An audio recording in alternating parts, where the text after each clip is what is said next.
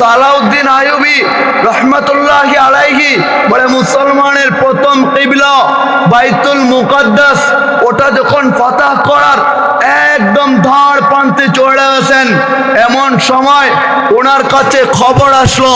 বলে কোন খবর?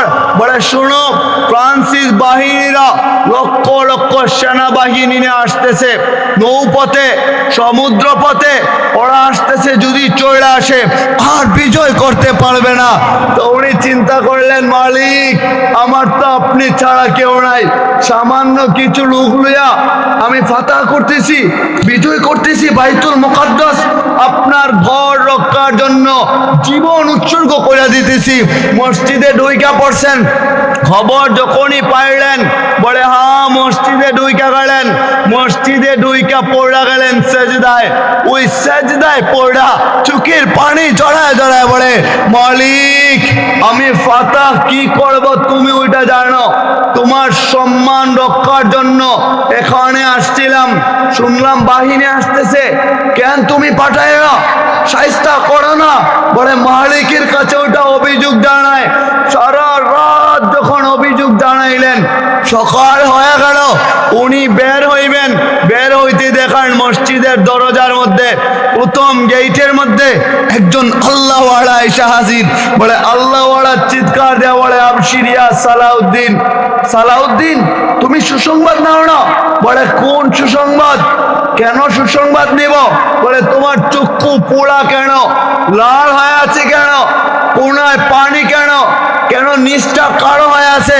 বলে সারা রাত আমি ঘুমাই নাই, ওই মসজিদে আকসা বাইতুল মুকাদ্দাস ফাতাহ করার জন্য সারা রাত আল্লাহর দরবারে কানলাম।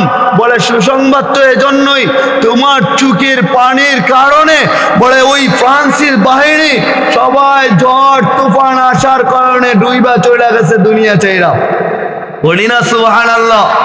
বলে সালাউদ্দিন আইয়ুবীর চোখের পানিটা আল্লাহ ঝড় তুফানে রূপান্তরিত করছেন, চোখের পানি ঝড় তুফানে রূপান্তরিত হইয়া বলে পুরা বাহিনী গোড়া তুফানের কারণে ওদের নৌগুড়া ওদের জাহাজগুড়া সমুদ্রের নিচে আল্লাহ ডুবাই দিছেন।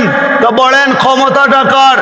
লক্ষ লক্ষ সেনাবাহিনী আসতে পারে নাই নিজের ক্ষমতায়, লক্ষ লক্ষ বাহিনী গোড়া ওরা পানির নিচে ডুইবা চলে গেছে। কার সাথে ক্ষমতা দেখাবেন? ক্ষমতা দেখায় আমাদের কোনো লাভ হবে না, ক্ষমতাবানের কাছে। আরে সালাউদ্দিন আইয়ুবী যদি রাতের অন্ধকারে চোখের পানি ঝরায়া চোখের পানিটারে তুফানে রূপান্তরিত করতে পারে, ঝড় আর বাতাসে যদি রূপান্তরিত করতে পারে, তা আপনিও চোখের পানি চাইরা বলতে পারেন না, মালিক আমি তো যৌবনকাল পাইলাম, তো আমার উপর দায়িত্ব অর্পণ হইল, আমি নাকি ফ্যামিলি দেখাশোনা করব, মালিক আমারে কে চালাইবে তুমি না চালাইলে? আপনি বলতে পারেন না চোখের পানি ঝরা ঝরা রিজিকে বরকত নিতে পারেন না? কেননা মালিক বলে তিনি তো রাজ্জাক। আপনি বলেন না মালিক, আপনি বলছেন আপনি রাজ্জাক, তো আপনি রাজ্জাক হইয়া যদি আমার রিজিকে বরকত না দেন আমি যাব কার কাছে? আমার তো যাওয়ার কোনো জায়গা নাই, আপনি ছাড়া আপনার দরবারে চলে আসলাম।